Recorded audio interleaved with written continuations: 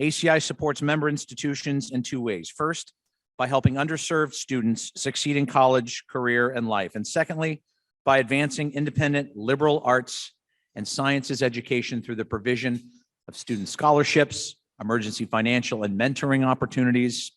All of these can only be made possible through the support of all of you here in the room, sponsors and people that will be sponsors. Throughout our program, you're going to hear from a variety of speakers who will share personal testimonies of the power of the smaller liberal arts and science education that can have on the trajectory of an individual's life and how ACI's work is critical. But before we look into the future, we want to take a moment to acknowledge that Associated Colleges of Illinois was born out of necessity by a group of like-minded businesses and community leaders back in 1952, 71 years ago, during a time when small private schools were struggling to keep pace with large public universities. Today, as I mentioned, ACI has 24 member institutions with 12 of the initial charter schools still serving as members. Back in the day, ACI founders believed by uniting all of these universities and colleges, they would become a force powerful enough to obtain previously untapped financial resources for their individual institutions. So I know sometimes when we sit there and think about our mission as ACI, and somebody will say, well, I support Elmhurst University or one of these individual colleges. Well, of course you do. But what we do is provide the muscle and the support that the next generation of leaders and workers needs. We represent urban and rural locations across the state. We are diverse in our mission and composition of the student bodies. Together, these institutions now represent more than 42,000 students throughout Illinois. 42,000, that is impressive. Yes, please. So to explain more about how ACI, the impact it has on students, universities, and the state, let's welcome Lynn Bowman, the chair of ACI's Board of Trustees, and April Arnold, executive director of ACI, to the stage. Ladies.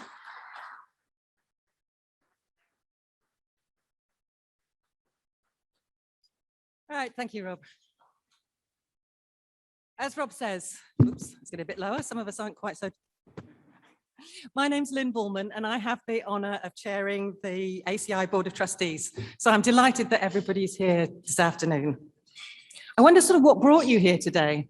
Having eaten it, possibly the lunch. It was very, very good.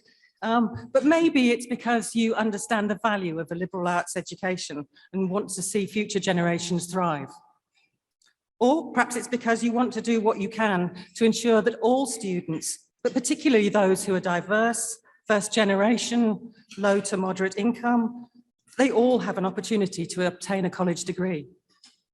Whatever your reason, we know that the future we wish to lead can only be created by working together. So ACI has distributed more than $70 million in need-based scholarships in its 71-year history. So investing in ACI provides value to individual students, to our member schools, to employers, to our state, and ultimately to all of you. Soon you're going to hear from some of the people that you've invested in, who've already felt a benefit from a liberal arts education, ACI, and your generosity. But first, while ACI's member institutions are all making a valuable contribution to the diversity and development of Illinois, I particularly want to recognize the 8 presidents from those schools who are here with us today. I hate to do this to you because I know some of you are still eating, but I'm sorry. Perhaps those presidents would stand up, and once they've done so, you could help me recognize all of them.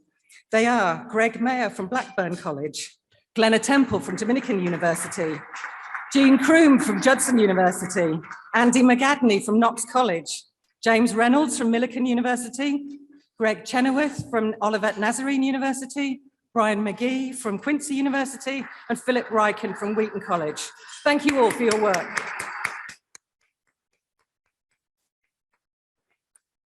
And in addition to the support that they all give ACI, of those schools I mentioned, Blackburn College and Quincy University are charter members of ACI, so they've been with us from the beginning, and we particularly thank them for their continued participation. So our member schools and their students bring purpose to everything we do. But without supporters who believe in ACI's mission, we wouldn't be able to reach the number of students that we do. So please remember, each of you has an impact. Each of you is going to make a meaningful difference to a student in need with your donations. And each of you can change our future for the better. So as you think about that, I just want to remind those of you who were here last year, and perhaps tell the rest of you, that our former Executive Director, Mick Weltman, retired, having seen ACI through its 70 years, though to be fair to him, he wasn't there for the whole 70 years. But that gave us an opportunity to get to know April Arnold this year. She joined us as our new Executive Director in July last year. So she's only got 9 months under her belt at this point, but she's brought a fresh pair of eyes and a new way of thinking, which we very much appreciate. So with that, I'm delighted to introduce you to April to the podium, who's going to tell you about our work and where we're heading. Thank you.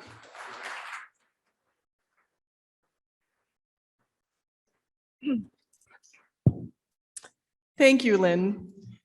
Before I start my comments, and welcome to see all of you, it's lovely to meet many of you that I've heard about and haven't had a chance to actually see, and should I say 3D? But Lynn, I want to thank you for your support. The last 9 months could not have happened without you being a part of my co-pilot, and also for the rest of our corporate trustees, many of whom stepped up to the plate when we needed to do benchmarking and other projects. You all answered that call, and it's because of you that we were able to actually get as much done in such a short period of time to try to figure out what ACI can be. I always say volunteers make the world a better place, and we would not have been able to do what we do without you. I also want to take a moment before I start my remarks to thank my dedicated, wonderful ACI staff. They serve you all, but for me, they're an inspiration every day to be able to get back in the saddle and do what I do all over again. So I'd like to recognize Daisy Gomez.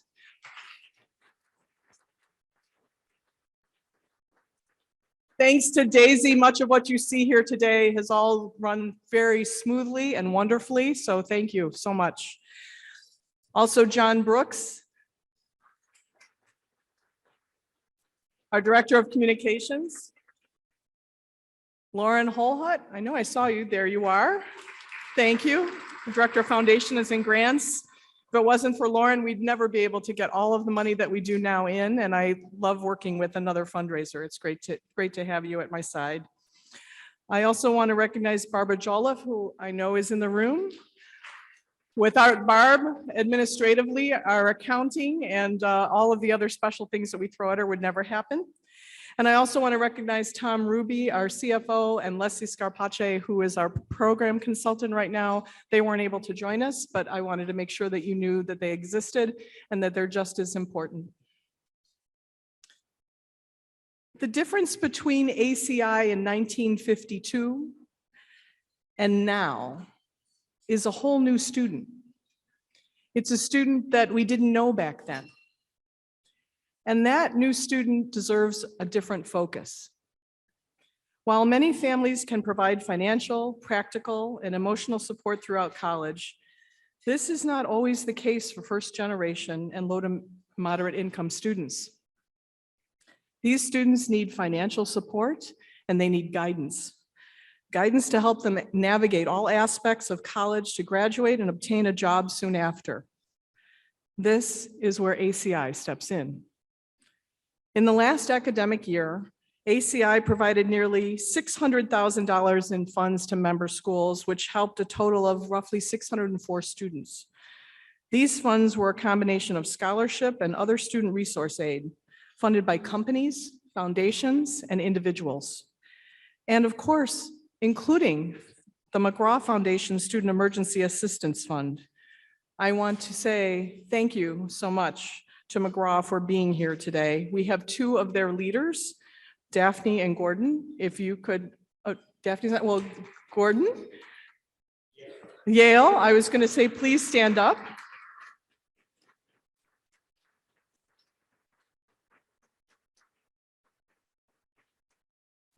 It's thanks to you and your longtime support that our students have the emergency financial aid that they need, and it's so very important. More than 87% of our award recipients self-identify themselves as low income. 87% self-identified. After the Pell Grants, the MAP grants, student loans, and other tuition assistance, the average gap that students struggle to meet is about $2,500. ACI funding helps them fill these gaps to continue their education and proceed with their futures.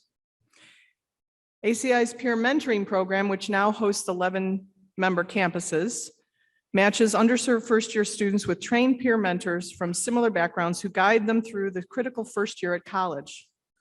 The retention rate for students participating in the peer mentoring program is as high as 97%. Sometimes all students need is a little guidance from someone who's lived what they have. I believe that's the same for any of us, isn't it? So what does the future look like? The post-pandemic environment has given many organizations the opportunity to review their programming and their delivery on their missions. As a result of shifting dynamics in our economy and on our own campuses, the future ACI leads must also shift to be responsive. This time has given us the opportunity to do the exact same thing. We surveyed our member schools. We looked at like state councils and others to develop a deep understanding about what's most important to take care of the students we serve. Economic challenges and social discord have only magnified an already complex learning environment, especially for students. This means that we're examining our strategies, our messaging, our operations, while we're fostering relevant partnerships and making the necessary adjustments to program delivery to meet the students where they are and where ACI can. The deepening of our collective investment in student success creates positive ripple effects for our member schools, our communities, and our state. The future we lead is ambitious. It is hopeful, and it cannot be achieved without you. Partnering together creates impact that's felt from the stories we hear, not only from the students, but also from our campus partners. And I want to take a moment to tell you a little bit about a story that just recently happened. We just dispersed another set of scholarships at the end of March, and Daisy Gomez got a wonderful email from one of our campus financial aid partners, which said, if you ever doubt the good that you do in the world, don't. She told a brief story about a student that she sent the email saying that she got the scholarship. The student called, did not believe her, came all the way into her office, basically to just look at her face to face to say, did I really get that scholarship? And the financial aid officer said, yes, I told you you did. I have everything right here. Her eyes welled up. She became overcome, and she ran out the door. Everyone in the financial aid office could hear her crying down the hall. Now, what does that mean to her? Maybe it's one less job. Maybe it's one less loan payment. Maybe it gives her the opportunity to actually be involved in a social club on campus. Whatever it does mean, it wouldn't have happened without you, without us together. It is possible to change one life at a time. And for that, I thank you.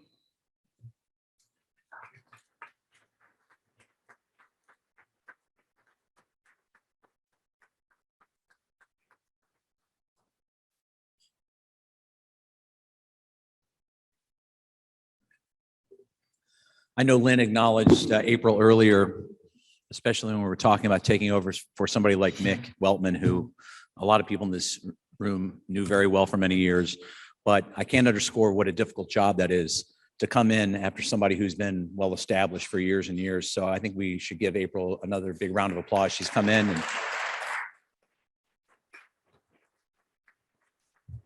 we certainly have a mission at ACI, but she has made it all of her own, and we needed to have somebody in that position who would do that, who would make it all of their own. So Lynn and April, thank you for sharing ACI's impact and the future focus.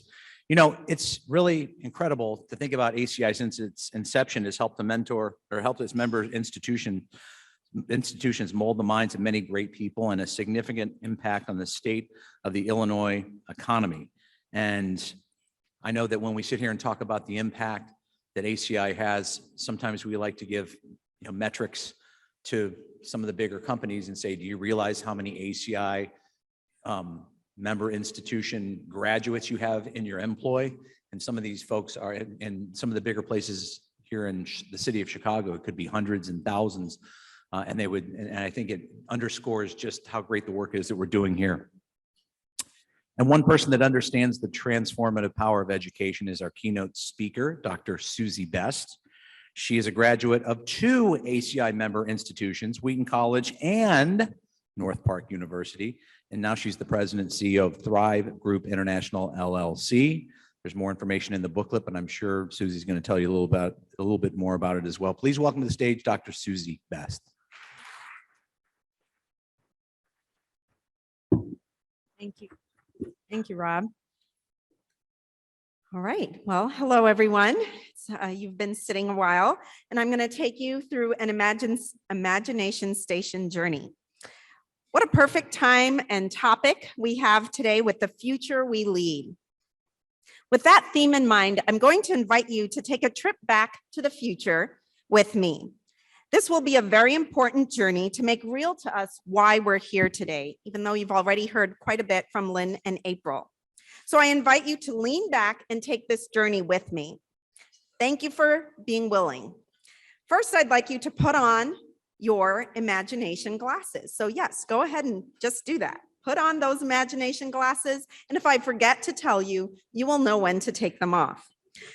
All right, so thank you for the laughs and having fun. But as you ease in with your imagination station back to the future glasses, the first stop we're going to take is the day you got your acceptance letter to college. So just sit back and breathe. What was that like? Do you even remember that day? For some of us, it was a while ago. What did you think and feel as you got, for some of us, it was the real letter. For others, it's now electronic. Where were you and who were you with when you got the news? Did you dream of what it would mean to go to college? Who were you eager to become as a result of going to that school? Did the financial aid or scholarships provided influence your decision at all? Grow those feelings and take a deep breath, really remembering what that meant to be accepted at their college. Now fast forward just a bit to the first week of school. Remember that? Take a few breaths and just let it all kind of fly through your mind as a video. That first week. Now take another deep breath and just think about what it felt like as you navigated the campus, met your roommates, moved into your dorm, found your first friends, and did the orientation activities.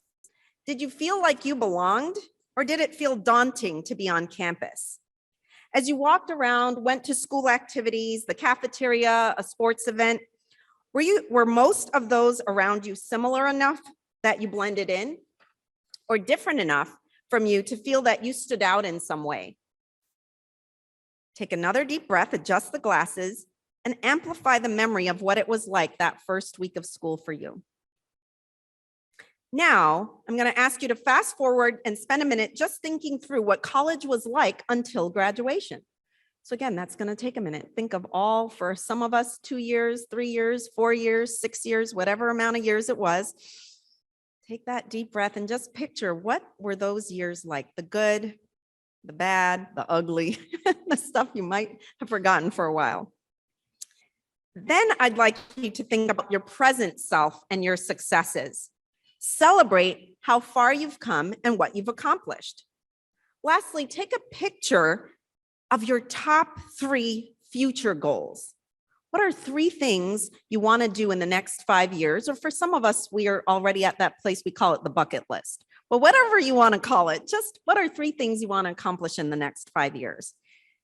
And now I'd like you to put it together by asking yourself, how much of an impact with your past, your present, and your future did those college years have on who you've become and where you're headed?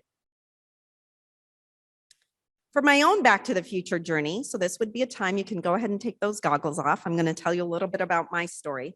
My experiences and memories were not necessarily those of my peers. When I got accepted to Wheaton College, I was elated.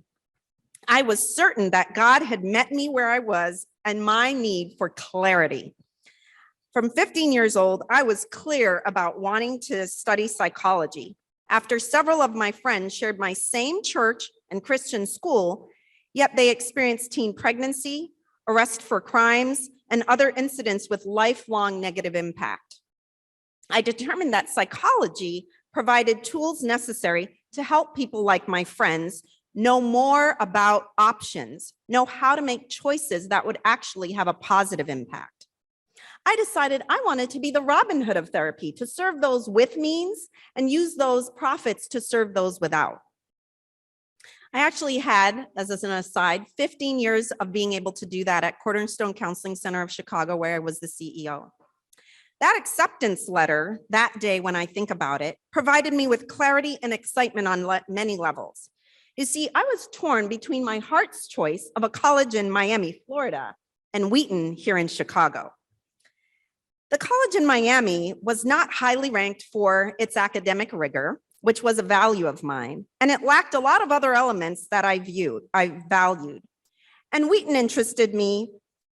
However, the college in Miami was only 1,200 miles away from my home in St. Croix, Virgin Islands. Wheaton was 3,000 miles away. I would have friends in Florida in driving distance. The weather would be a whole lot more like I was used to, and the culture would be far more similar to what I had known my whole life. Wheaton interested me because it was rated as one of the top schools. I love the idea of being given ways to think and learn the challenge and to challenge ideas and assumptions and get my desired major of psychology all within a Christian context. I also found numerous people telling me that Wheaton was the best fit for me despite the weather. My conundrum: on paper, Wheaton was 3 times the amount that this college in Miami, Florida, my heart's choice was. The clarity: when my acceptance letters came in, they showed me clearly that because of ACI's support and the financial aid I received, Wheaton was going to cost me 15% of that heart choice in Miami. There was clarity on what the best choice was. I was getting to go to the best school for a fraction of the cost. My fast forward to that first week on Wheaton's campus from St. Croix, Virgin Islands, is emblazoned in my brain. My parents believed in me, they loved me, and they supported me. However, they had no experience of their own in understanding life on a college campus, never mind the Midwest, and they had limited financial resources. They were unable to envision or help me with my actual college experience. My memories of that first week are the ones that I still laugh at, like my mom and I being on Wheaton's college campus curb outside of the cafeteria, waiting with her luggage for a taxi to just drive on by so she could get to her hotel in the middle of the suburbs. Well, needless to say, no taxi came, and an alum came to our rescue and became our taxi for that week. Another memory that stands out to me is getting my top job because I needed one, the library. Joining the choir, I can't forget how, when the curtain opened, I almost fainted because in that moment, I realized I had never seen so many white faces all at the same time. My mother is white, mind you. Suddenly, in that first week, I went from a normal life of things I knew, people who looked like me, being surrounded by them, and of being the top in my class, to not having words for being an immigrant, not understanding nuances of culture, and standing out, often as the only person with pigmented skin in my class. As I travel through the rest of my college journey, I think about a core group of friends all involved in ACI. We became a glue to each other's success. Collectively, we were all at the school because of the incredible financial, academic, and mentoring support we were offered. We were all first generation with big dreams and vision, yet we faced many challenges outside of going to college. These struggles included getting acclimated to college life while also being present with our home life, including domestic violence and community violence, homelessness and immigration issues. Together, we learned and grew from each other, encouraged and believed in each other. Several had real hard times, wanting to quit, mental health breakdowns, and needed additional assistance such as mentoring, tutoring, a therapist, or other forms of care. Through that support, guess what? We made it. Not only did we make it, but we have also thrived with several of us going on to graduate school. All of us are leaders in our community, our places of work, and we give back to helping other young people find the idea of making it to the college of their dreams a reality. For me, as a clinical psychologist, HR leader, and a Fortune 100, business owner, entrepreneur, and board member, I choose to use my spheres of influence and authority to constantly encourage others, teams, and companies to do more for supporting our young people, our youth, education, and the communities they serve in. For me and my group of friends, despite those obstacles, setbacks, and disappointments, and life in general, we are thriving in the careers we've chosen and are having fun as we live life. We also have a lot of jokes when we think back to those college years, and yet we talk about how college supported us, molded us, made us who we are, made us thinkers, doers, beers. How much did that financial assistance, the mentoring, the career and life support of ACI contribute to our success? Without a doubt, we each attribute our past successes of graduating and becoming successful citizens, our present success in life, and our confidence to manifest our desired future to be built upon the foundation of the financial aid, college acculturation, emotional, social, career, and life support that we received while in college and was afforded to us by the ACI. I want to pause here in the present and thank you. Thank you for making the time to be here today. There are lots of competing priorities, and yet you chose to be here. Thank you to supporting the ACI's 71-year history, the present day accomplishments, and also, as I've heard, for many of you, an entire day commitment of visioning the future of how to make the present become even better for our future. Thank you to Daisy, as she's already been thanked, but thank you, Daisy, and ACI staff for pulling off this incredible event and for supporting me. Thank you to Ruben for inviting me, to April as a CEO, former CEO of a nonprofit, to another. I remember that first year. Thank you for being willing to take the helm, and to the board for leading bravely into this new phase in our space and time. To all of you who are students and to you college presidents, I want to thank you for being willing to invest in creating a successful future with all you do in your involvement on college campuses and with the ACI. You are greatly appreciated. I would be remiss if I didn't thank Dr. Phil Reichen, the president of Wheaton College, who lives out his passion to ensure that students coming to Wheaton have a fully supportive experience. Thank you, Dr. Reichen, for believing in me, having had me on your board of adding more value, using some of my traumas to become other students' successes. And thank you all for what you continue to do. Now let's just take a moment to celebrate with gratitude all that a liberal arts, science-based space like ACI affords us. And let's just pause and take that in. There's so much to celebrate when we're often used to bad news. So now what? Where do we go from here? What is your role in the future we lead? I leave you with the challenge to consider an invitation to do more. Yes, more. How can you invest your time, your talent, and your treasure to our future leaders? We are about to hear of the many opportunities the ACI has, including donating. And as you've heard, the dollars make a huge, positive, needed impact. Please challenge yourself to go further. If you have time, think about being on a board or leading a committee. No matter what you decide today or tomorrow, or have already decided, I do know that any action step you take will be that investment in the future we lead. Thank you.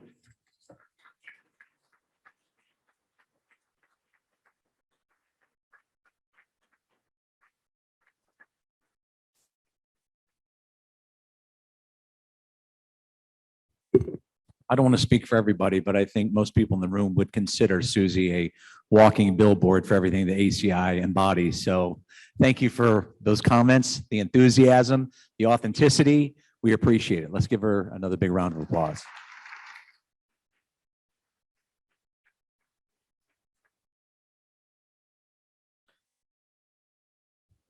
Right now, we've been sort of teasing it and letting you know about what's coming next, but I think everybody would love to hear from the students who are impacted on a daily and regular basis by the work that ACI does. So we want to welcome to the stage Cameron Steele of Olivet Nazarene University, Kenyon May of Millikan University, and Alide Rojo Gutierrez of Knox College. Let's hear what they have to say. Come on up.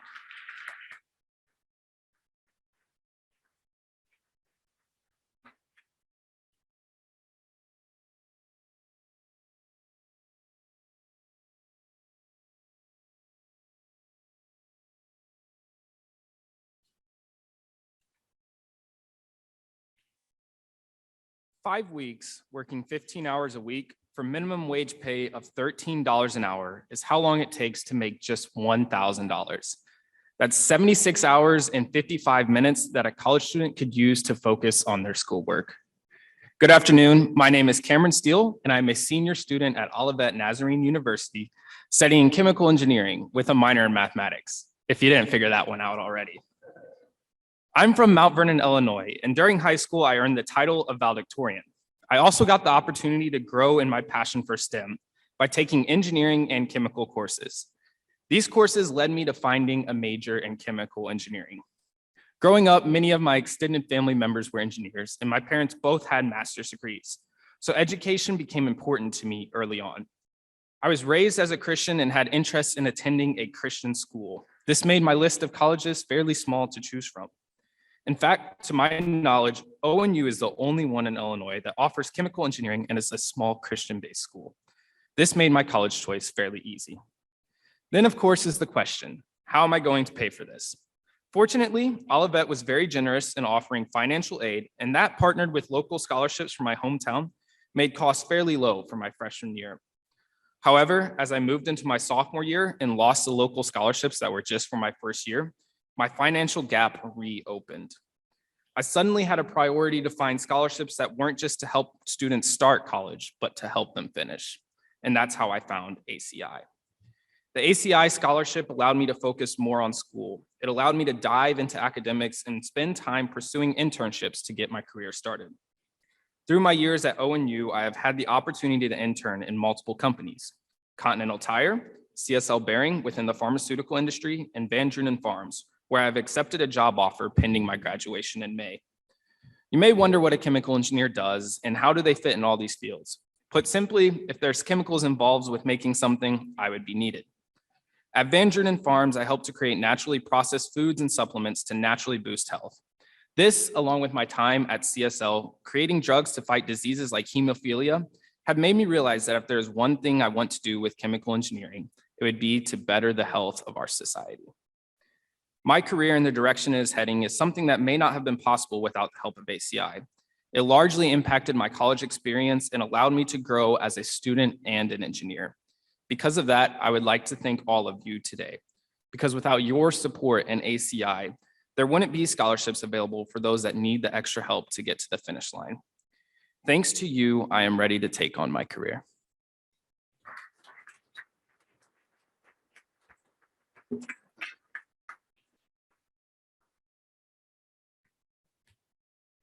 Hello, my name is Kenyon May. I'm a sophomore at Millikan University studying criminal justice and sociology. I chose this field of study because I want to be in a profession where I can help those in my community on a daily basis.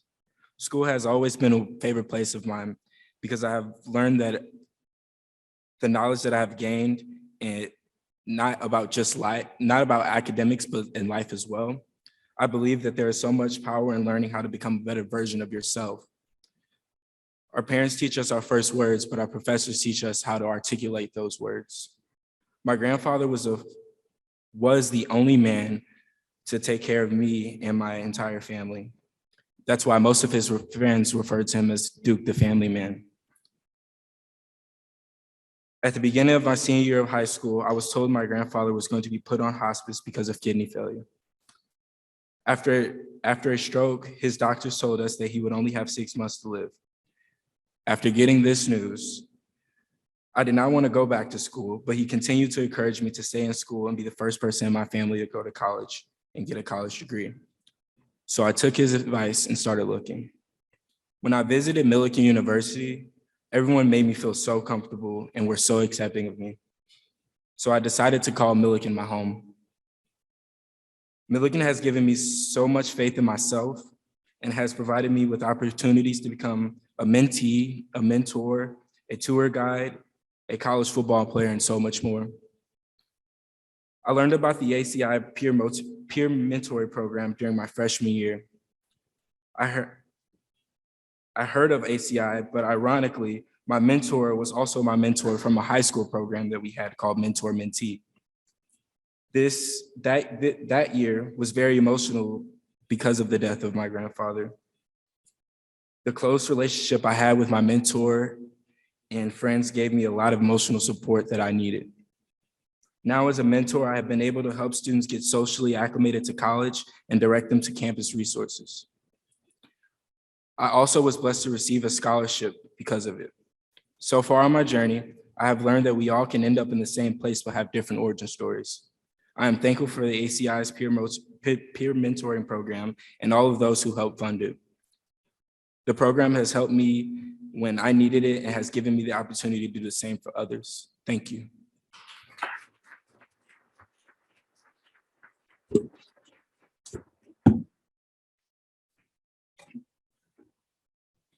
Good afternoon, everyone. My name is Elide Rojo Gutierrez, and I am a senior at Knox College. I am beyond excited to graduate this upcoming June with a double major in biology and anthropology.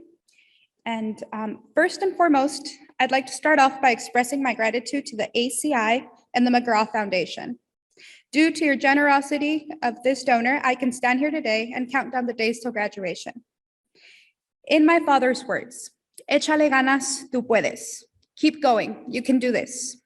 As a first-generation student and a proud daughter of immigrants, walking the stage at graduation is all I've ever dreamed of.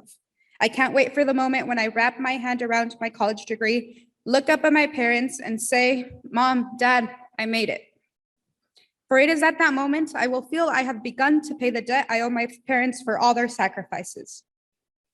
My parents were now fortunate enough to go to school past 5th grade. They risked it all and left everything behind to give my sisters and I a more promising future. From a very young age, my parents would stress the importance of having an education. They knew that in obtaining an education, I would be equipped to build a future, a career, and a more fulfilling life. I would finally break the cycle of just working to survive, but instead work and build generational wealth. I knew I wanted to be a part of a small college, and after visiting Knox and reading the work done in the biology department, I knew that is where I wanted to be. When I got my acceptance letter, I remember running home to my parents because they had offered me a good financial aid package, and that solidified my decision. And that's when it all hit me. I was really going to attend college. Let's just say there were a lot of happy tears that day. Knox introduced me to anthropology, and I fell in love with learning about different cultures and people. Soon enough, I declared it my second major. I want to combine my love of medicine with the anthropological approach that values culture and tradition in the healing process. Sometime in the future, I hope to be sitting where you are today, to take the weight off the student's shoulder and give them the peace of mind that I received. I want to tell future students, échale ganas, tú puedes. I want to express how thankful I am to the ACI and the McGraw Foundation. My success is in part to you, so thank you.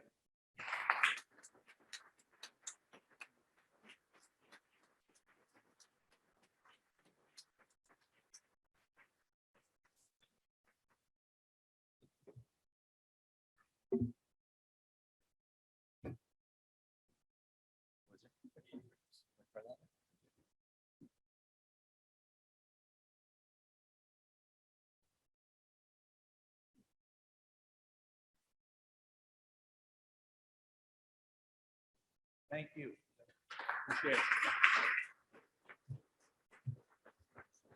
I couldn't miss the opportunity because that picture is going to be worth something someday. You listen to those folks talk right there, those young minds. It already is. We'll find out shortly, won't we? Thank you all for your comments. Thanks for sharing your journeys. They're all a little bit different, but at the end of the day, I think it does us good to know that we're helping you along in your journey. We're not the key folks doing it. We're just part of the journey that you're taking. So it's great to be with you all, and thanks again. So our goal today is to raise $10,000 on site with donations in the next few minutes to fund future programming and scholarships that help students like these three amazing young people. And so this is the part where we want you, and we don't want everybody leaving the room now. We want everybody, and don't hold on to your wallets too tight, because we need you to help us out here.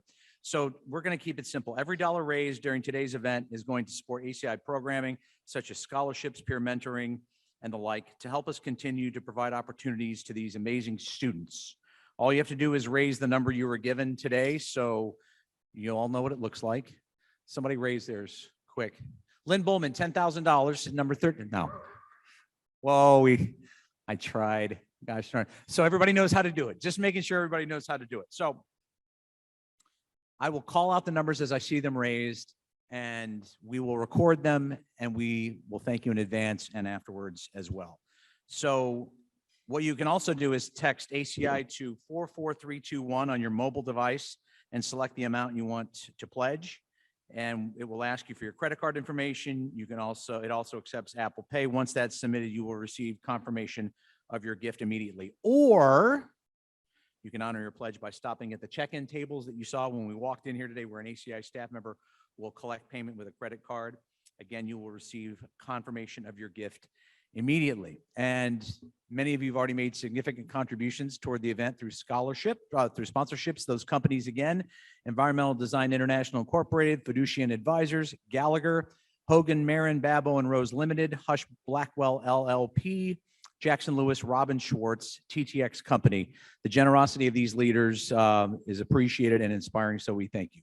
So everybody gets a chance to participate. We're going to present several levels of giving, from $2,500 to $100.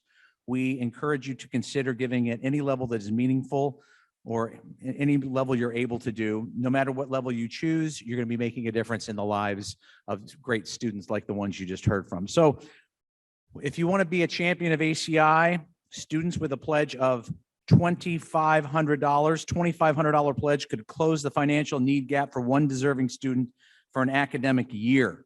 That student would have to work countless hours, as Cameron mentioned in his speech, to save up that much money, time they could be using for their studies. So would anybody like to donate it? $2,500. Thank you so much. Number 54. We also have ACI board member Brian Powers, not able to attend today, but he is committed $2,500 as well. So we have two donors at $2,500. Is there anybody else that would like to jump in at $2,500? Going once, going twice, scanning the room. Thank you all for your generosity. So we're going to move down to $1,000. Two $1,000 scholarships would provide a scholarship for peer mentors. They're given a $2,000 scholarship for mentoring 5 mentees throughout the year. Would anybody like to give $1,000? Can I see some bids go up? Thank you. Number 3, number 43, number 4, number 5 at $1,000. We appreciate the generosity. Is there anybody else in the room that would like to donate at $1,000? Thank you all very much. Our next level of giving is $500. Also, I should mention that Jerry Murphy was not able to attend. He's also donated $1,000. So we have him, we have his number accounted for there as well. So Patricia Moda, who is not able to attend, she's an ACI corporate board member. She has already committed $500. Can we see some other numbers? Any other bid cards want to go up at $500? We're going in descending order. Thank you very much. 110 at $500. Anybody else like to join us at $500? Remember, we're trying to get $10,000 on site. Thank you very much. 109 at $500. Would anybody else like to play at $500? Number 31. Thank you. Thank you, Toya. Thank you so much. Anybody else? $500. Thank you for the generosity. And now we're going to move on to $250. ACI member colleges and universities produce career-ready graduates who are skilled employees, they're team players, they're problem solvers. This is a tremendous investment in the future of our young people. $250. Would anybody like to join in at $250? Thank you very much. 21 at $250, number 82, number 53, number 13, number 58, number 66, number 80, number 62, number 95, number, I think that's 91. It looks like 16, but I think it's 91. Turn it the other, there we go, 91. Actually, we can go 16 is, no, I don't want to commit too much to somebody. Thank you very much. And number 98 at $250. Thank you all so much for those generous donations. And our final level of giving today is $100. Can we see some $100 bid cards go up in the air? 29, 79, 2, 49, 64, 107, 74, 89, 55, 75, 111, 50, 61, or 19. No, I think that's 61, 94. Anybody else? Oh, 18, 23, 117, 51. We're going. We don't have to stop. We can do this all afternoon. $100. Anybody else want to jump in at $100? There we go. I know Daisy's in the back crunching these numbers very quickly for us. So anybody else at any of the levels want to jump in? I can't thank you enough for your generosity, for supporting the mission of ACI, and for stepping up in such a big way today here at the luncheon. So thank you for that. Just think about what's happened in this short period of time. We're sitting here saying we want to raise $10,000. For several of these levels, we explain what that gives you, more importantly, what that gives the students. And just think about the ways that you've impacted lives in such a short period of time right now.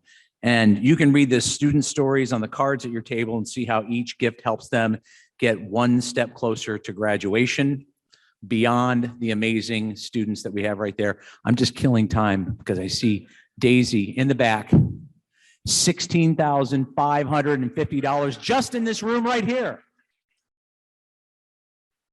$10,000 was a great goal, and you all helped us exceed it. $16,550. That is amazing. Thank you so much. And we want to thank everybody for the contributions. And remember, if you want to text ACI to 44321, you can go to check in there, or you can check in at the tables as you leave here today. So thank you for the generosity, no matter how you pay. We appreciated that you came and supported ACI in a major way here today at the University Club. So that's going to wrap up things here for the ACI 2023 Benefit Luncheon, The Future We Lead. We're going to continue to do a little networking, listen to the North Park Jazz Combo. Let's give the folks here at the University Club a big round of applause. They did an amazing job, as they always do. That's why everybody likes to have events here. And on behalf of ACI, I want to thank you for coming. I want to thank you for supporting the mission. And thanks for spending your afternoon with us. I'm Rob Johnson. God bless you all, and drive safely and get home safely. Thank you.